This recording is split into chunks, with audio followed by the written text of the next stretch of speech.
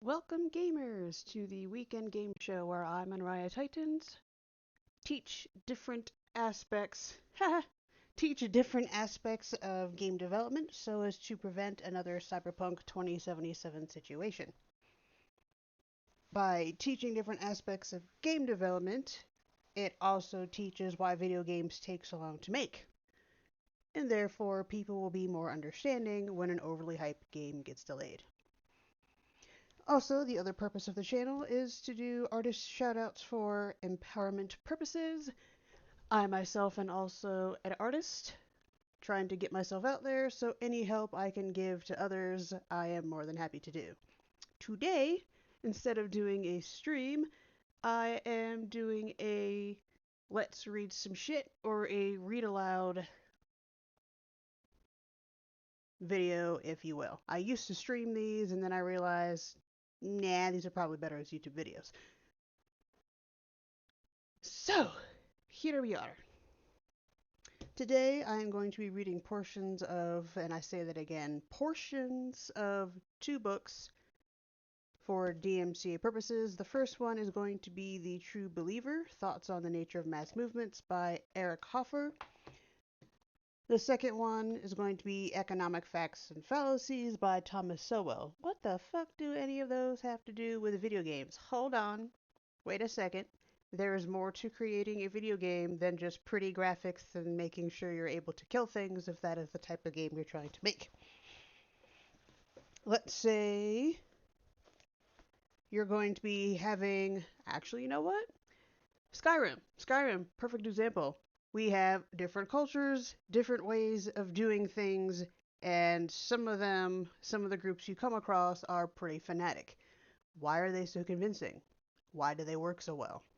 Well, let's read the summary of The True Believer. A stevedore on the San Francisco docks in the 1940s, Eric Hoffer wrote philosophical treatises in his spare time while living in the railroad yards. The True Believer, the first and most famous of his books, was made into a bestseller when President Eisenhower cited it during one of the earliest television press conferences. Completely relevant and essential for understanding the world today, The True Believer is a visionary, highly provocative look into the mind of the fanatic and a penetrating study on how an individual becomes one. So, you want to create a cult? I highly recommend reading this book. I finished this one, it blew my mind. Here's my verbal book review. I plan on doing a written one later. And then for Economic Facts and Fallacies by Thomas Sowell, well, I mean, if you want to create an MMO, you might want to have an understanding of economics and how that works. So the summary for this one, the version I have is the second edition. So in this revised and expanded edition of Economic Facts and Fallacies, Thomas Sowell exposes some of the most popular fallacies about economic issues in a lively manner that does not require any prior knowledge of economics, which I very much appreciate. These fallacies include many beliefs widely disseminated in the media and by politicians, such as fallacies about urban problems, income differences, male-female economic differences, aka the gender pay gap, as well as economic fallacies about academia, about race, and about third world countries.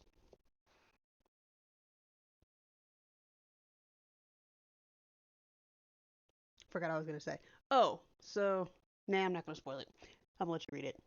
Because the portions about the gender pay gap were eye-opening, to say the least. I very much enjoyed it. But before we get to the reading, there is something I must do first.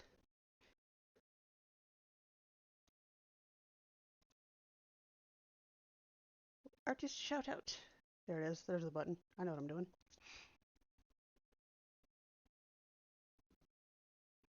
Alright, so today I wanted to do something that kind of bounced off the word of the day, which is priceless. And seeing as how this is a robot, it looks like it has a bunch of gold inlaid in it. And I don't think we can really put a price on it, could you? Well, I guess you probably could. And it's also the word of the day on Shakespeare Day, because this is one of the words that is first attested in the works of Shakespeare. And also, because I like it, and this is supposed to be about empowerment, today's quote is, "You are not a piece of furniture to be accommodated. You are a priceless pearl to be treasured." Paul Bemicol. But getting back to today's artist shoutout, I sadly couldn't find a whole lot on them, and it made me sad. So all I was able to find was their ArtStation. So those were the three links I used: their ArtStation portfolio, their ArtStation post for this, and their profile. They are a hobbyist. They use CG to do paintings. Wow, this is gorgeous.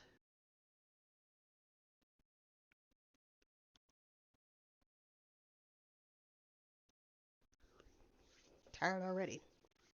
Also, Saturday, Sunday, Mondays, I do artist shoutouts. I peruse through ArtStation, DeviantArt, even Instagram sometimes. Actually, a lot of the time. Use their ArtStation, not their ArtStation, use their Instagrams to find their ArtStations and stuff like that. So, which is why I was really disappointed I couldn't find one for them.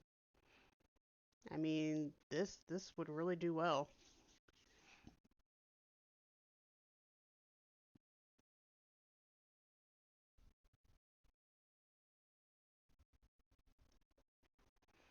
Love it.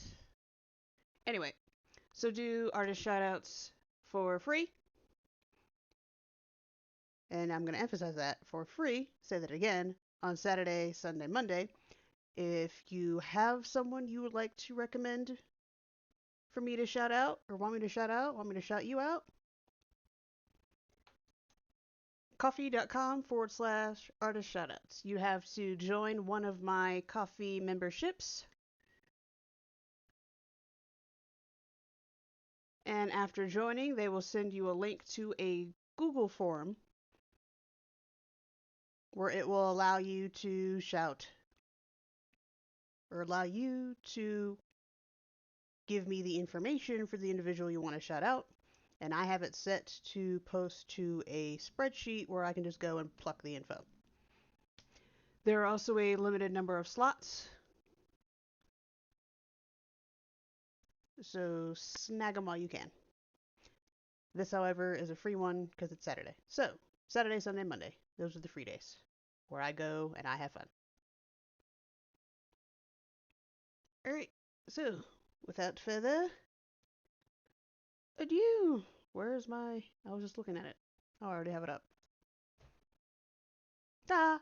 There we go. So, the way this works, I already read the summary on the back. So what I'm going to do, we are going to jump into Eric Hoffer's The True Believer.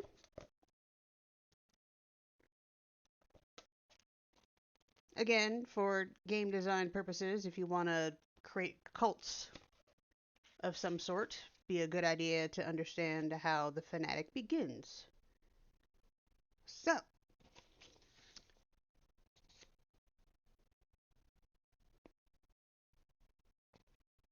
ooh, this is a good quote.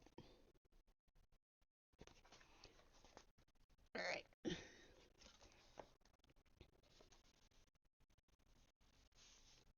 All right, so I'm going to actually, because this is a good quote, I'm going to read the quote he put in the beginning of the book, and then I'm going to read the preface. And the way he does chapters is a wee bit, so he has sections, and the way he does chapters is a wee bit different. But I like how he does it. It flows really well. So, I'm going to read the preface. And we'll see how I feel. These streams are usually pretty short. I find reading, especially, well, not especially loud, I find reading to be taxing, which is why I usually read at night. Makes me sleepy. So, although since I got my new glasses, it hasn't been as bad. That that might have been the reason. All right. So I'm going to read this quote in the beginning. Since I've been hopping around, let me say this again. I'm going to read the quote in the beginning, the preface, and I can probably get through all of chapter 1. All right. So, warning in advance, he has quite the vocabulary. I have no problem reading this in my head, but I stumble reading it aloud. All right. Man would fain to be great and sees that he is little, would fain be happy and sees that he is miserable, would fain be perfect and sees that he is full of imperfections, would fain be the object of the love and esteem of men and sees that his faults merit only their aversion and contempt. The embarrassment wherein he finds himself produces in him the most unjust and criminal passions imaginable, for he conceives a mortal hatred against that truth which blames him and convinces him of his faults. Pascal. Pensies and slime had they for mortar. Genesis 2. And for the preface. So, preface. This book deals with some wow. This book deals with some peculiarities common to all mass movements, be they religious movements, social revolutions, or nationalist movements. It does not maintain that all movements are identical, but that they share certain essential characteristics which give them a family likeness. Ooh. All mass movements generate in their adherents. I think that's the wrong one.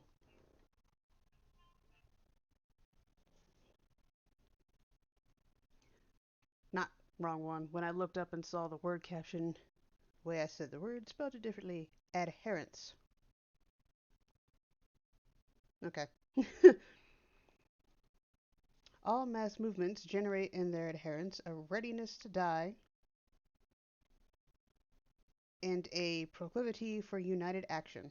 All of them, irrespective of the doctrine they preach and the program they project, breed fanaticism, enthusiasm, fervent hope, hatred, and intolerance. All of them are capable of releasing a powerful flow of activity in certain departments of life. All of them demand blind faith and single-hearted allegiance. All movements, however different in doctrine and aspiration, draw their early adherents from the same types of humanity. They all appeal to the same types of mind. Though there are obvious differences between the fanatical Christian, the fanatical Mohammedan, the fanatical nationalist, the fanatical communist, and the fanatical Nazi, it is yet true that the fanaticism which animates them may be viewed and treated as one. The same is true. I picked the wrong bookmark.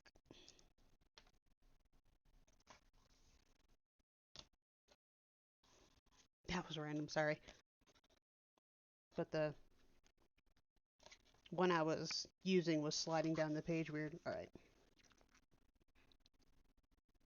Alright. Them may be viewed and treated as one. The same is true of the force which drives them onto expansion and world dominion.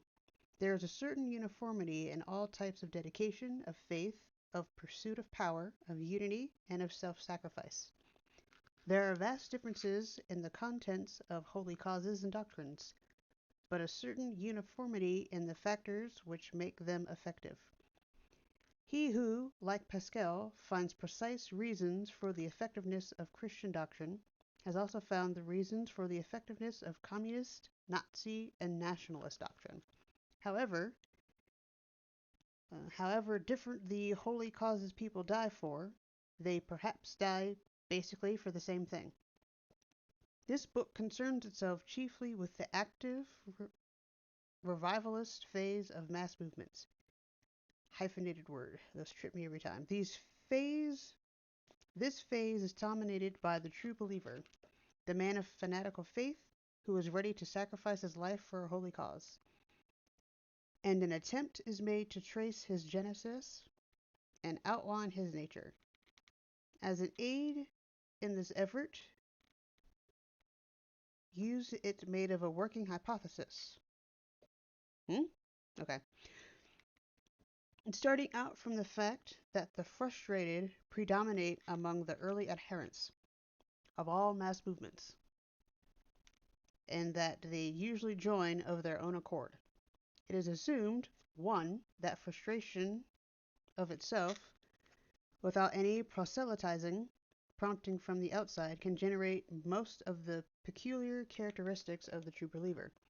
2. That an effective technique of conversion consists basically in the inculcation and fixation of proclivities and responses indigenous to the frustrated mind. Whew, vocabulary. I love it.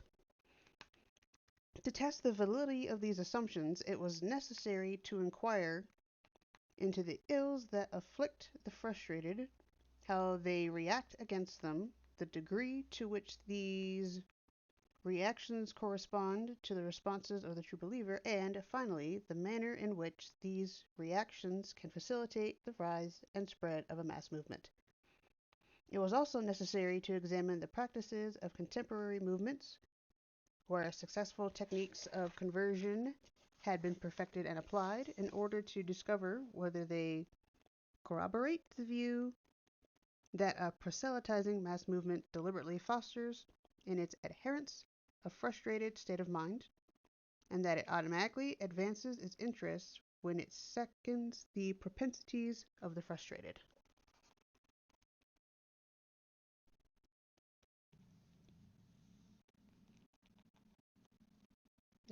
It is necessary for most of us these days to have some insight into the motives and responses of the true believer.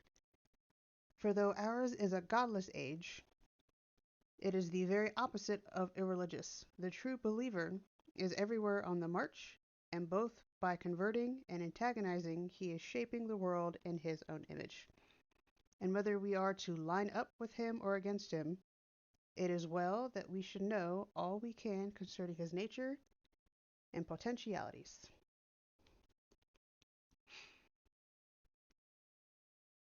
Potentialities. Let me move the mic a bit closer.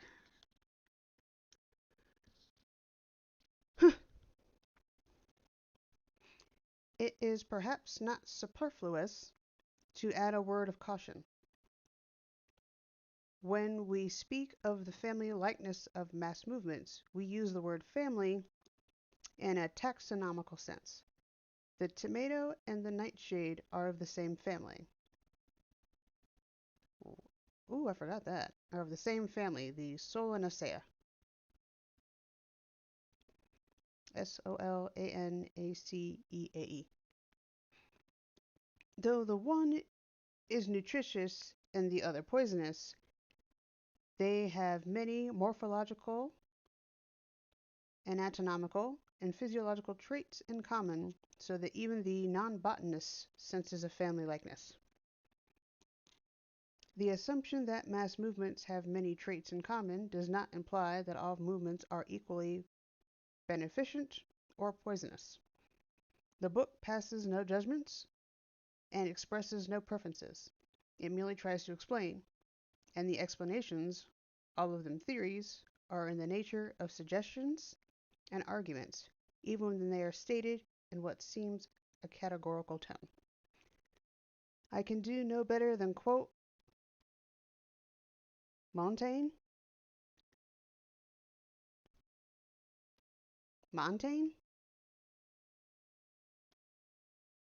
Montaigne. All I say is by way of discourse, and nothing by way of advice.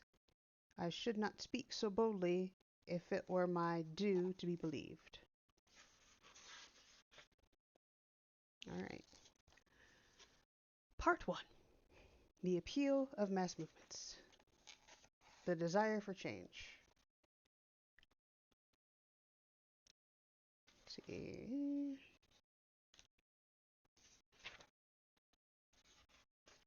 How long was the preface? 2.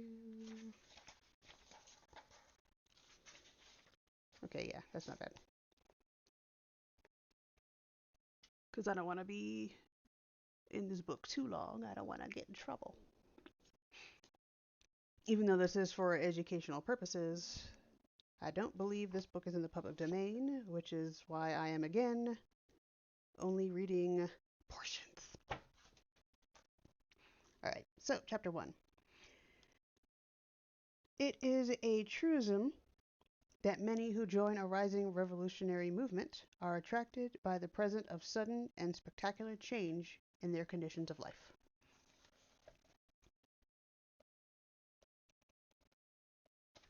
I was wondering why my neck was hurting. It's because I'm reading the book flat. Yes, those of you, if you've never heard of what's this called, a book couch? Yeah, book couch. My lovely honey bought me one for my birthday. So why I'm not using it now, I have no idea. It works great. I highly advise getting one. Where'd he get it?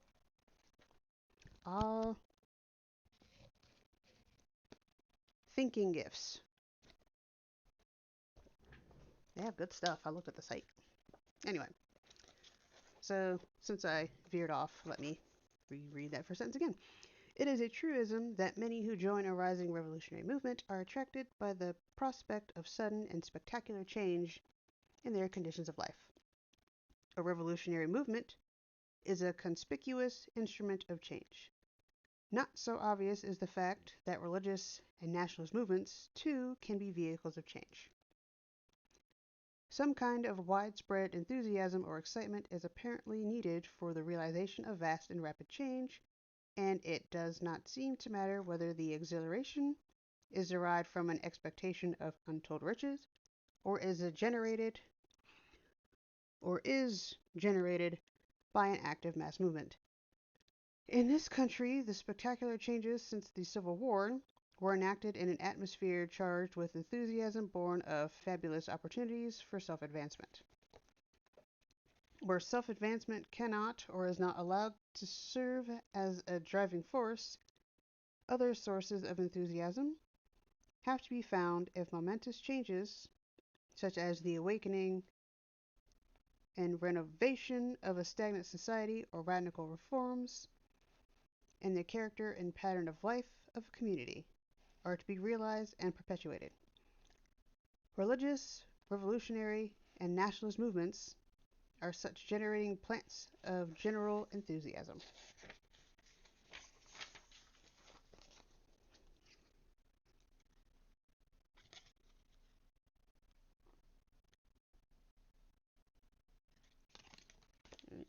In the past, religious movements were the conspicuous vehicles of change. The conservatism of a religion, its orthodoxy, is the inert coagulum of a once highly reactive sap. A rising religious movement is all change and experiment, open to new views and techniques from all quarters. Islam, when it emerged, was an organizing and modernizing medium. Christianity was a civilizing and modernizing influence among the savage tribes of Europe. The Crusades and the Reformation both were crucial factors in shaking the Western world from the stagnation of the Middle Ages.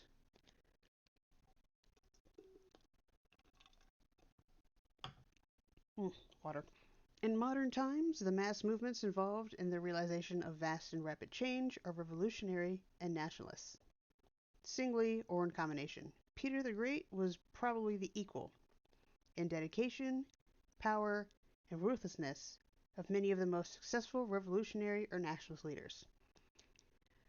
Yet he failed in his chief purpose, which was to turn Russia into a Western nation. And the reason he failed was that he did not infuse the Russian masses with some soul-stirring enthusiasm. He either did not think it necessary or did not know how to make it of his purpose a holy cause. It is not strange that the Bolshevik revolutionaries who wiped out the last of the Tsars and Romanovs should have a sense of kinship with Peter, the Tsar, and Romanov. For his purpose is now theirs, and they hope to succeed where he failed. The Bolshevik Revolution may figure in history as much an attempt to modernize a sixth of the world's surface and an attempt to build a communist economy. The fact that both the French and the Russian revolutionary the fact that both the French and the Russian revolutions turned into nationalist movements seem to indicate that a modern times nationalism is the most copious and durable source of mass enthusiasm, and that nationalist fervor must be tapped if the drastic changes projected and initiated by revolutionary enthusiasm are to be consummated. One wonders whether the difficulties encountered by the present Labour government in Britain are not partly due to the fact that the attempt to change the economy of the country and the way of life for 49 million people has been initiated in an atmosphere singularly free from fervor, exultation, and wild hope. The revolution from the ugly patterns developed by most contemporary mass movements has kept the civilized and decent leaders of the Labour Party shy of revolutionary enthusiasm. The possibility still remains that events might force them to make use of some mild form of chauvinism, so that in Britain too, the socialization of the nation might have, as its natural corollary, the nationalization of socialism. The phenomenal modernization of Japan would probably not have been possible without the revivalist spirit of Japanese nationalism. It is perhaps also true that the rapid modernization of some European countries, Germany in particular, was facilitated to some extent by the upsurge of thorough diffusion of nationalist fervor. Judged by present indications, the Renaissance of Asia will be brought about through the instrumentality of nationalist movements rather than by other mediums. It was the rise of a genuine nationalist movement which enabled Kemal Atatürk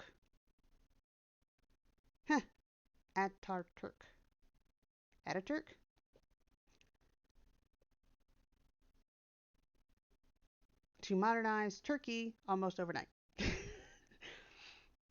In Egypt, untouched by a mass movement, modernization is slow and faltering, though its rulers, from the day of Mehmed Ali,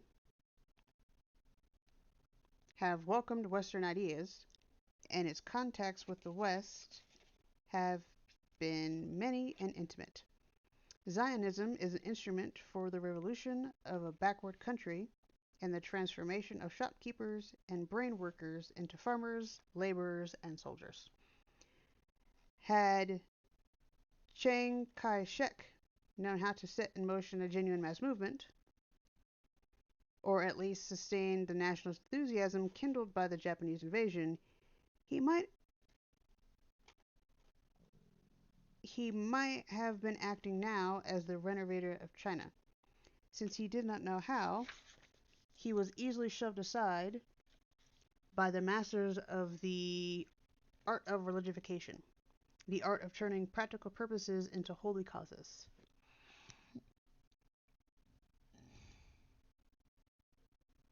If you heard that, excuse me.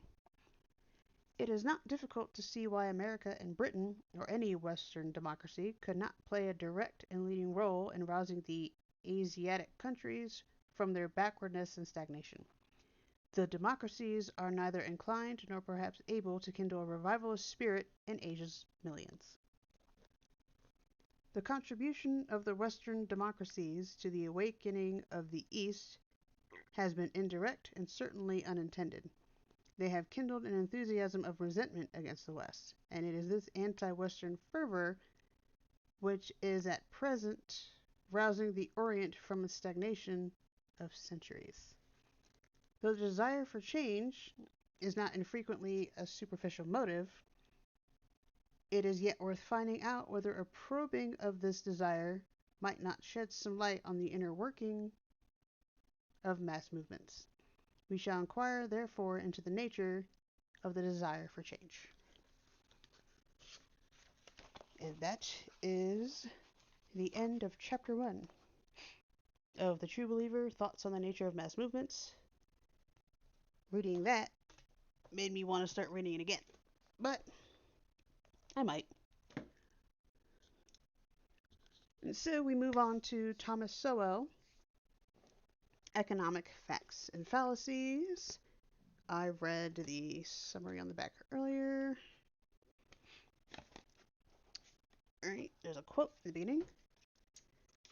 Facts are stubborn things, and whatever may be our wishes, our inclinations, or the dictates of our passions, they cannot alter the state of facts and evidence. John Adams. Alright, so there is a preface, and chapter 1 is 12 pages long, so I will not be reading the entire thing.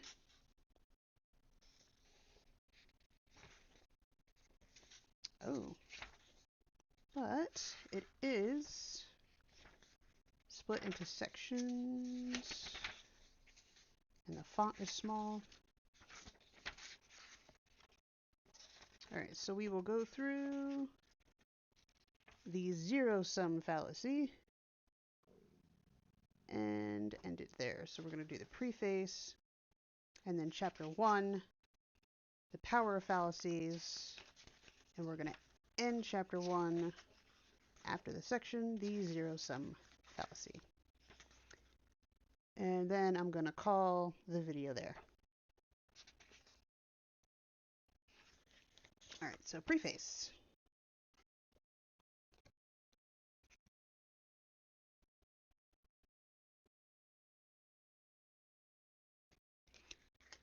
And the bookmark I chose, the art is really pretty, and I keep looking at it. Stop it.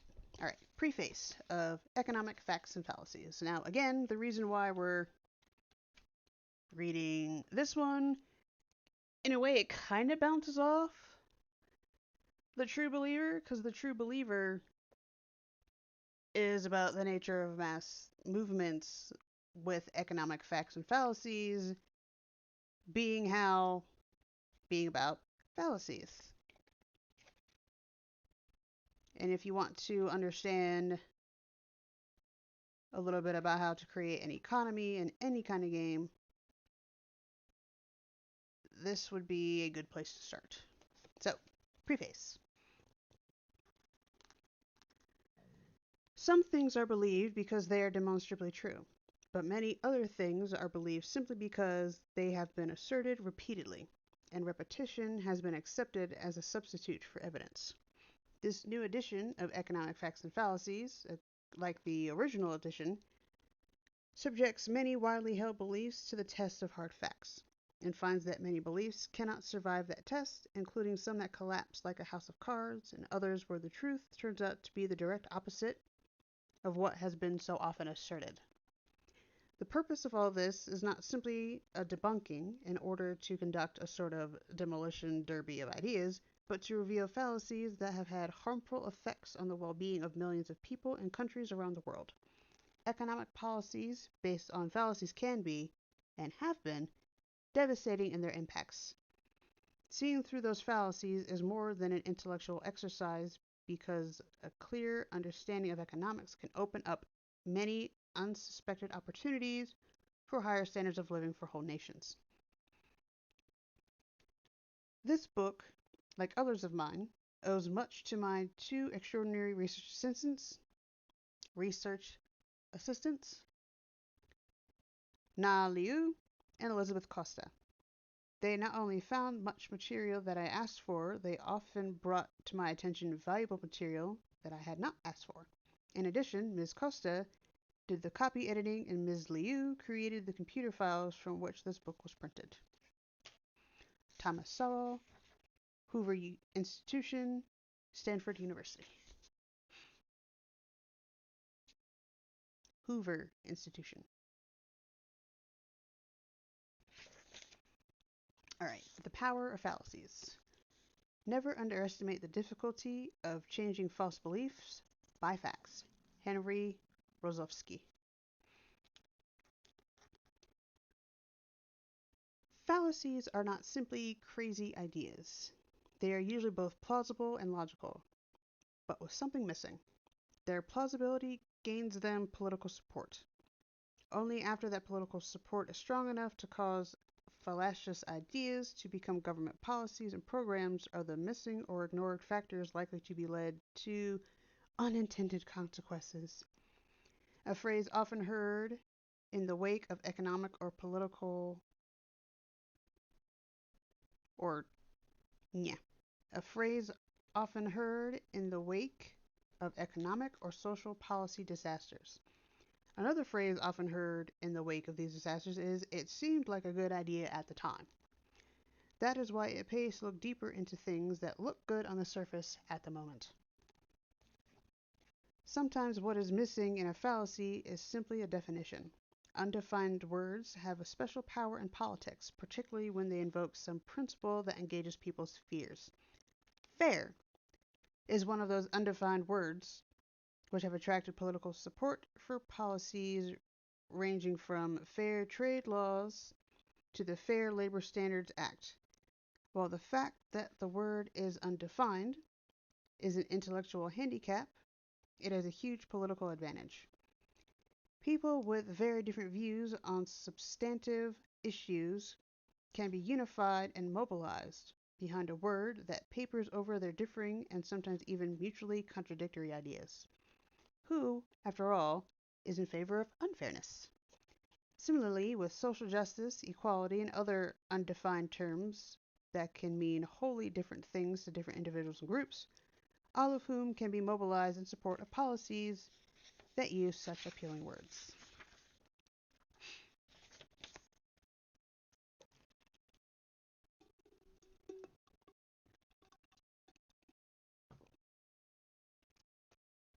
Water. Fallacies abound in economic policies affecting everything from housing to international trade. Where the unintended consequences of these policies take years to unfold, the effects may not be tracked back to their causes by many people. Even when the bad consequences follow closely after a given policy, many people still may not connect the dots, and advocates of policies that backfire often attribute these bad consequences to something else. Sometimes they claim that a bad situation would have been even worse if it had not been for the wonderful policies they advocated. There are many reasons why fallacies have staying power, even in the face of hard evidence against them. Elected officials, for example, cannot readily admit that some policy or program that they advocated, perhaps with great fanfare, has turned out badly, without risking their whole careers. Similarly for leaders of various causes and movements. Even intellectuals or academics with tenure stand to lose prestige and suffer embarrassment when their notions turn out to be counterproductive. Others who think of themselves as supporters of things that will help the less fortunate would find it painful to confront evidence that they have in fact made the less fortunate worse off than before. In other words, evidence is too dangerous, politically, financially, and psychologically, for some people to allow it to become a threat to their interest or to their own sense of themselves. No one likes to admit being wrong. However, in many kinds of endeavors, the costs of not admitting to being wrong are too high to ignore. These costs force people to face reality, however reluctantly and however painful that might be.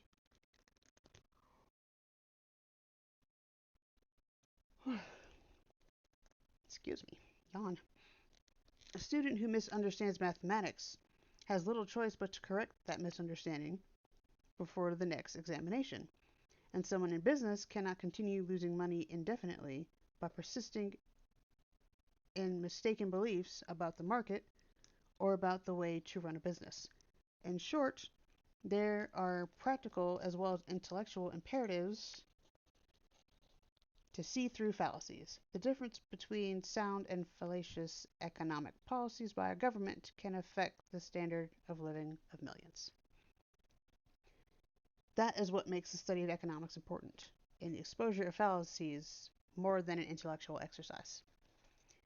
There are far too many fallacies to list them all. However, we can sketch 5 widespread kinds of general economic fallacies here, and then investigate more specific fallacies in detail in the chapters that follow. These 5 widespread kinds of fallacies excuse me. Like I mentioned in the beginning, reading aloud makes me sleepy. These 5 widespread kinds of fallacies may be called the zero-sum fallacy, the fallacy of composition, the post hoc fallacy, the chess pieces fallacy, and the open-ended fallacy. The zero-sum fallacy.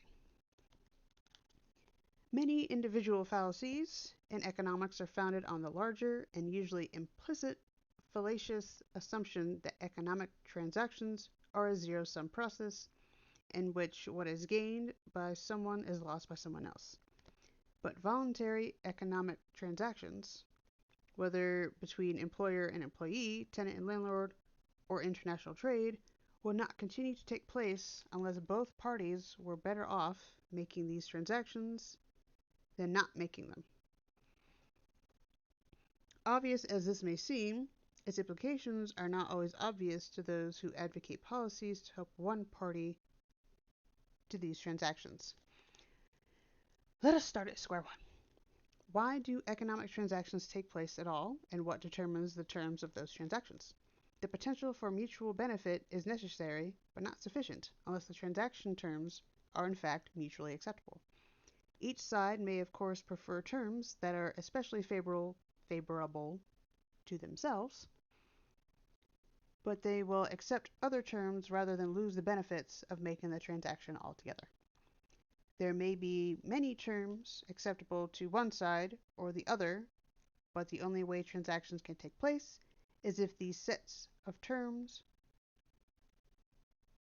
acceptable to each side overlap. Suppose that a government policy is imposed in the interest of helping one side, say employees or tenants. Such a policy means that there are now 3 different parties involved in these transactions, and only those particular terms, which are simultaneously acceptable to all 3 parties, are legally permitted. In other words, these new terms preclude some terms that would otherwise be mutually acceptable to the parties themselves. With fewer terms now available for making transactions, fewer transactions are likely to be made. Since these transactions are mutually beneficial, this usually means that both parties are now worse off in some respect. This general principle has many concrete examples in the real world. Rent control, for example, has been imposed in various cities around the world with the intention of helping tenants. Almost invariably, landlords and builders of housing find the reduced range of terms less acceptable and therefore supply less housing. In Egypt, for example, rent control was imposed in 1960. An Egyptian woman who lived through that era and wrote about it in a 2006 report. The end result was that people stopped investing in apartment buildings, and a huge shortage in rentals and housing forced many Egyptians to live in horrible conditions, with several families sharing one small apartment. The effects of the harsh rent control is still felt in Egypt today. Mistakes like that can last for generations. In other words, while landlords and builders simply lost an opportunity to make as much money as they could have otherwise, many tenants lost an opportunity to find a decent place to live. They all lost, though in different ways. Egypt was not unique. The imposition of rent control has been followed by housing shortages in New York, Hong Kong, Stockholm, Melbourne, Hanoi, and innumerable other cities around the world.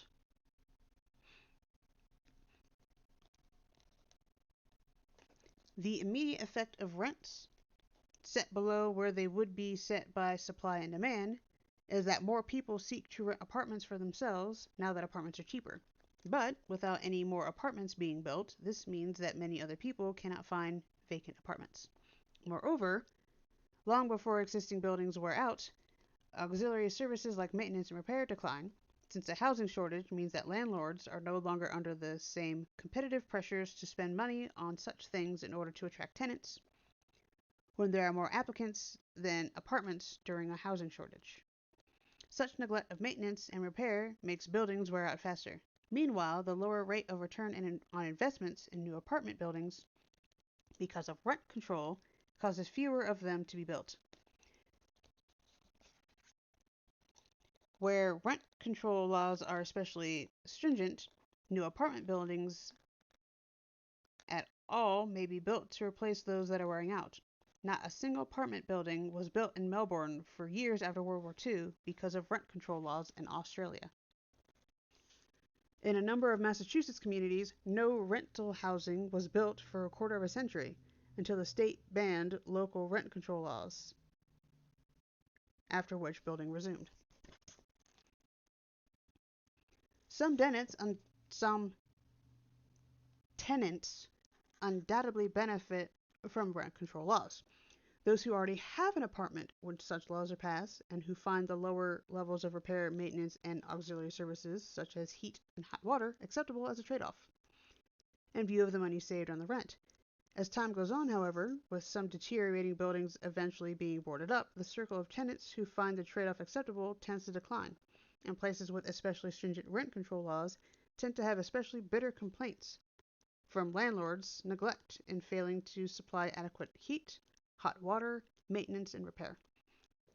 In short, reducing the set of mutually acceptable terms tends to reduce the set of mutually acceptable results, with both tenants and landlords ending up worse off on the whole, though in different ways. Another area where governments impose their own set of acceptable transaction terms are laws regulating the pay, benefits, and working conditions of employees. Improvements in all these areas make the worker better off and cost the employer money. Here again, this tends to lead to fewer transactions. Over the years, unemployment rates have tended to be chronically higher, and the periods of unemployment chronically longer. In European Union countries, where minimum wage laws and government policies requiring employers to provide various benefits to their employees have been more generous than in the United States, the rate at which these countries create new jobs has tended to be far lower than the rate at which new jobs have been created in the American economy. Here again, the overlap between three sets of acceptable terms tends to be less than the overlap between the two sets of terms acceptable to the parties directly involved. As is the case of tenants under rent control, those on the inside looking out benefit at the expense of those on the outside looking in. These workers who keep their jobs are made better off by the various benefits that employers are required to provide by law, but the higher unemployment rates and longer periods of unemployment deprive others of jobs that they could have had in the absence of laws, which have the net effect of discouraging hiring and encouraging a substitution of capital for labor, as well as the outsourcing of jobs to other countries. The trite expression, "there is no free lunch," has become trite precisely because it has turned out to be true for so long and in so many different contexts. Perhaps the most detrimental consequences of the implicit assumption of zero-sum transactions has been in poor countries that have kept out foreign trade and foreign investments in order to avoid being exploited. Large disparities between the prosperity of the countries from which trade and investment come and the poverty in third world countries receiving this trade and investment have led some to conclude that the rich have gotten rich by taking from the poor. Various versions of the zero-sum view, from Lenin's theory of imperialism to dependency theory in Latin America, achieved widespread acceptance in the 20th century and proved to be very resistant to contrary evidence. Eventually, however, the fact that many once poor places like Hong Kong, South Korea, and Singapore achieved prosperity through freer international trade and investment became so blatant and so widely known that, by the end of the 20th century, the governments of many other countries began abandoning their zero-sum view economic transactions. China and India have been striking examples of poor countries whose abandonment of severe international trade and investment restrictions led to dramatic increases in their economic growth, which in turn led to tens of millions of their citizens rising out of poverty. Another way of looking at this is that the zero-sum fallacy had kept millions of very poor people needlessly mired in poverty for generations before such notions were abandoned. That is an enormously high price to pay for an unsubstantiated assumption. Fallacies have huge impacts. And that ends the section of the zero-sum fallacy. So, we also conclude, I really want to keep reading, but this also concludes today's read aloud or let's read some shit video, depending on how you want to look at it.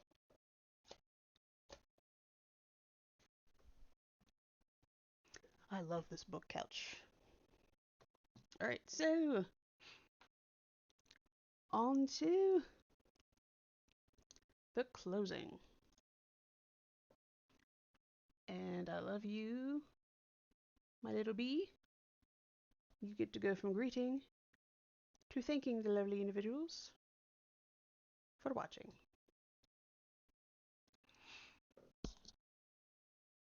I love my little Capamon. They're so cute. It's called the Pride Bee, by the way. So, thank you all for watching. I hope you got...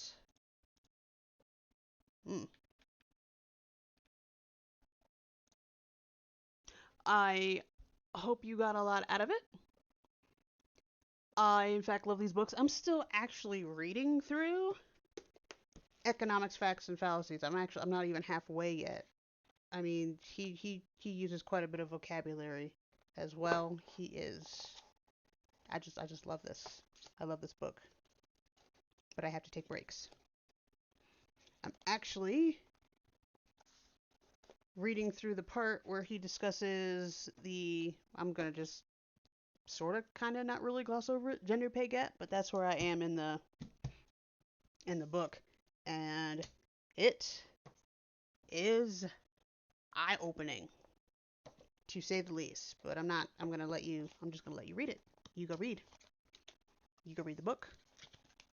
I will have affiliate links in the description for how you can get it. I will also, you'll see in the description, but I'm gonna have a bunch of links. So I'm gonna have links to the Become Empowered Bookshop. I'm gonna have links to the books themselves, and I'm also gonna have the read aloud section of the Tumblr updated. I've actually already updated it a little bit. I just need to add the updated video. And that'll be it for that post. So, there are all the links to things. If we were doing this on Twitch, those would be the commands to get to the socials, the support links, why I'm no longer shooting for affiliate on the platform, link to the Discord. So I recently changed the link to the Weekend Game Show's bookshop. Before it was Become Empowered, which is the exact thing you see for the Instagram. Become Empowered, Instagram, Be Empowering is for the stream, for the channels. Times Mariah Art is for my stuff. Now, if you actually want to know more about, just me, some of my interests and stuff like that, you could just type Mariah Titans into Instagram and Twitter, and I'll pop up. I'm a libertarian. I'm an atheist because anti-religion is not an option. Although it kind of is. Or on Twitch anyway. I couldn't find an anti-religion tag, so I was stuck with atheist. But yeah, I'm both. And you'll find out more about it on the Mariah Titans Instagram, and Twitter. So I'm all about social justice and whatnot as well. But after reading that bit about Thomas Sowell, not Thomas Sowell, but after reading that bit in Eric Hoffer's book, uh, I wouldn't hope I was a fanatic, but who knows? I see a tweet I find interesting, I retweet it. That's how that goes. But yeah, there are all the links and things. I am a affiliate of bookshop.org, what I like to call the Etsy for small business bookstores. Their mission is to raise money for the local small business bookstores. They are actually a competitor with Amazon. Awesome! As of right now, they have raised $20,245,550.41. I use them as an alternative for individuals who hate Amazon. I am also an Amazon affiliate. But I mostly use them for books and stuff as well. So if they're in the off chance that I can't find a book through bookshop.org, I hop on Amazon and I find it that way.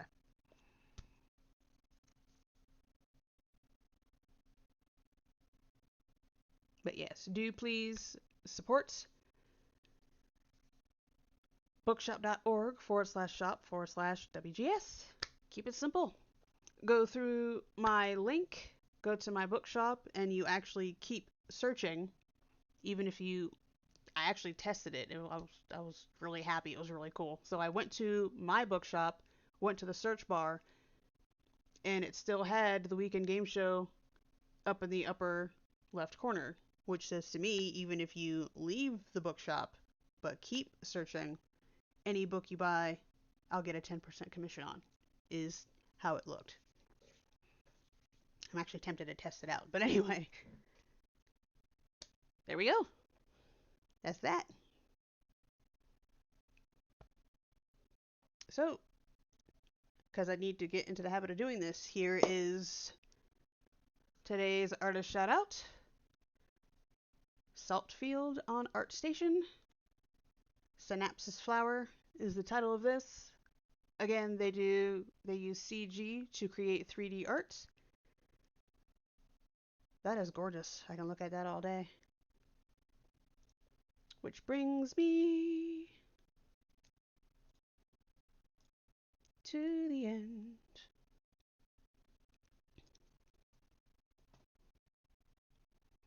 So, at the end, I'm going to start giving 3 quotes. One you're looking at. I'm a gamer, not because I don't have a life, but because I choose to have many, which is really the same thing you could say about those. Read. I love this. A lot. So, another quote. You may not like video games, but what I learned from them is this. No enemies in front of you means you are going the wrong way. And in addition to this, a game is a problem-solving activity approached with a playful attitude. My 3 favorite quotes about video games. Thank you so much for watching. May every decision you make in the future be in the spirit of fairness, and may the rest of your day not go to shit. See you on April 24th for some... I'm going to continue with Arcade Spirits. That is so fun a game. See you then. And that will be on Twitch.